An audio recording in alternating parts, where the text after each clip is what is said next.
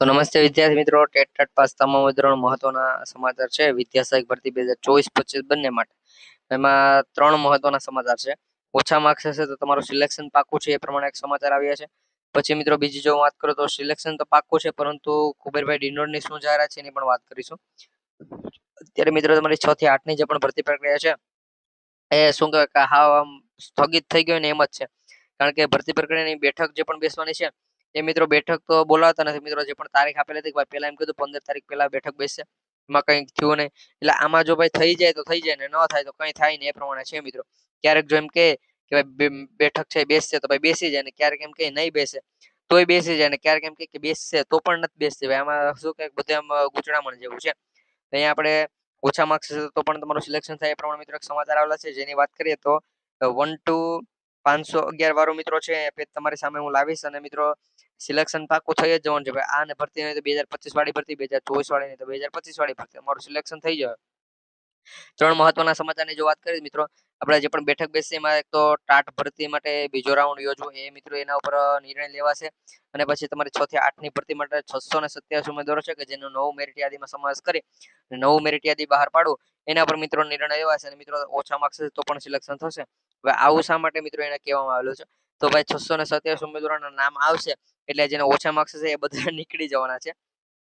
એ બધા નીકળી જશે કે ભાઈ જેને શું કહે, મેં આગળ તમને જણાવ્યું આખું મેરિટ યાદી હોય તેમાં છેલ્લું મેરિટમાં જેનું નામ હોય છેલ્લે છેલ્લે એ બધાનું નામ ઓલમોસ્ટ નીકળી જાય. કારણ કે 627 ના નામ મેરિટમાં વધારો થાય અને એ આવે એટલે એ નીકળી જાય તો પણ એનું સિલેક્શન થઈ જાય. એ પ્રમાણે માહિતી છે એની પણ થોડીક વાત કરી લે તો મિત્રો પેલા છે ને તમને આમ મજા આવે ને એવું પેલા બતાવે, જેથી કરી કોઈને આમ શું કહે કે સીધો ઝટકો ન અપાય. એ પેલા તો તમે માહિતી જો કે આ ઘણા સમય પહેલા આવેલી હતી કે ઓછામાં ઓછું મેરિટ ધરાવતા ઉમેદવારો છે એ માસ્તર બની જે છે, અને વધુ મેરિટ ધરાવતા ઉમેદવારો છે કચ્છમાંથી મોઢું ફેરવાઈ જશે. એટલે જેને પણ વધુ માર્ક્સ હશે એ બધા શું થશે, કચ્છ ભરતીમાંથી નીકળી જશે. અને એને મનપસંદી જે પણ ચાલુ ભરતી કેમ છે કે ભાઈ મન થાય ત્યાં તમે સિલેક્શન મેળવી શકો. અને આ કચ્છ ભરતીમાં શું છે કે કચ્છ ભરતીમાં એવું છે, અહીંયા તમે જોઈ શકો છો કે જ્યાં નિવૃત્તિ ત્યાં જ નિમણૂક છે. એટલે જેને સારું મેરિટ છે તો ભાઈ કોઈ કચ્છમાં આવવાનું નથી. એટલે જેને ઓછા માર્ક્સ છે એ બધા અહીંયા માસ્તર બની શકે છે. પરંતુ આ ઓછા માર્ક્સ વાળી ભરતી તો ભાઈ 1 થી 5 માટે શરૂ થઈ છે, પરંતુ 6 થી 8 ની મેઇન પ્રશ્ન છે.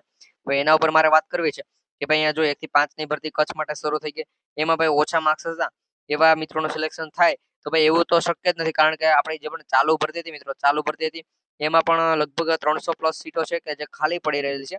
આમાં પણ ભાઈ જેને ઓછા માર્ક્સ છે એનું સિલેક્શન થઈ જાય, એમાં કંઈ ડાઉટ નથી. પરંતુ 300 સીટમાં મિત્રો ખાલી પડી રહે એનું શું, ભાઈ એ જગ્યા તો ખાલી છે. અને પાછા એમ વાત કરે કે ભાઈ આપણું ગુજરાત ભણશે ગુજરાત, તો ભાઈ ખાલી જગ્યા ઉપર નવી ભરતી કરે 300 જગ્યા છે, અને એવું હોય તો આ 1 થી 5 ની ભરતીમાં એડ કરી દો કે જેથી કરી ભાઈ બધા મિત્રોનું સિલેક્શન છે થઈ શકે. મિત્રો આ વાત સાથે સહમત હોય તો વિડીયો લાઈક કરી દેજો અને કોમેન્ટમાં છે યસ મોકલી દેજો, જેથી કરી અમને પણ ખબર પડી શકે ભાઈ તમે વાત સાથે સહમત છો કે નહીં. અને બીજી વાત કે ભાઈ તમારે 6 થી 8 ની જે પણ ભરતી છે મિત્રો, 6 થી 8 ની ભરતી છે તો એ ફરી છે એ તમે શરૂ કરો કે જેથી કરી જેને ખબર પડે કે ભાઈ એને આમાં સિલેક્શન મેળવી લેવું. અને નવું મેરિટ યાદી છે આવવું જ જોઈએ ભાઈ, નવું મેરિટ યાદી આવશે અને આવવું જોઈએ મિત્રો. આનો નિર્ણય છે એ અત્યારે 20 તારીખ પહેલા મિત્રો, આજે ઘણી તારીખો મિત્રો વહી ગઈ છે, 20 તારીખ પહેલા નિર્ણય લેવાની વાત હતી 20 તારીખે, પણ ભાઈ આ કંઈ થતું નથી. એટલે અત્યારે મિત્રો સમાચાર મળે કે ભાઈ 20 તારીખ પછી ભાઈ કે નિર્ણય લેવાશે ને લેવાય તો ભાઈ, બાકી આમાં છે તમે એમ કયો એવી સમાચાર ભાઈ 100% ફાઇનલ હોય કે ભાઈ 21 તારીખના દિવસે ચાલો ભાઈ નિર્ણય લેવાય, પરંતુ 21 તારીખના દિવસે નિર્ણય જ નથી લેવાતો અથવા બેઠકે નથી બેસવાનું, કોઈને બોલાવતા પણ નથી. એમ કે વરસાદના કારણે આમ કોઈને ભાઈ ક્યાંય વરસાદ નડતા, બસ ખાલી બધું કહેવાની વાત છે.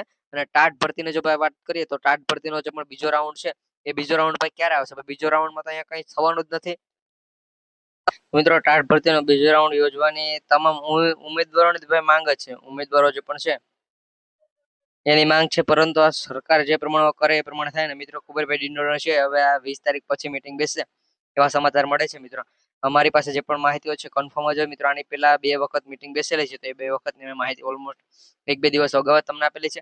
આ પ્રમાણે ભાઈ માહિતી મળેલ છે કે 20 તારીખ પહેલા છે, 20 તારીખ પછી મિત્રો અમારી મીટિંગ બેસશે. અને મિત્રો 1-2 દિવસમાં મીટિંગ બેસશે પછી શું શું થશે ફેર, તો ભાઈ એના મીટિંગ બાદ છે ટાટ ભરતી છે એનો બીજો રાઉન્ડ યોજવાની તારીખ આવશે. પછી તમારા 6 થી 8 ની જે પણ ભરતી છે એ ફરી શરૂ થાય, તેમાં 627 ઉમેદવારો છે કે એના નામ એડ થાય.